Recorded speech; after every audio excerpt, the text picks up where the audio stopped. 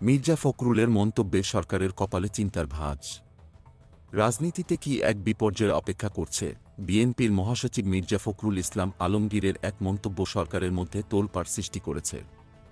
কি এমন বললেন তিনি, যার কারণে সরকারের ভেতর অস্থিরতা দেখা দিয়েছে? রোববার ২৬ জানুয়ারি রাজধানীর গ্রিন রোডে পানি ভবনে অনুষ্ঠিত এক উদ্বোধনী কর্মশালায় উপস্থিত ছিলেন পরিবেশ, বন ও জলবায়ু পরিবর্তন মন্ত্রণালয়ের উপদেষ্টা সৈয়দা রিজওয়ানা হাসান।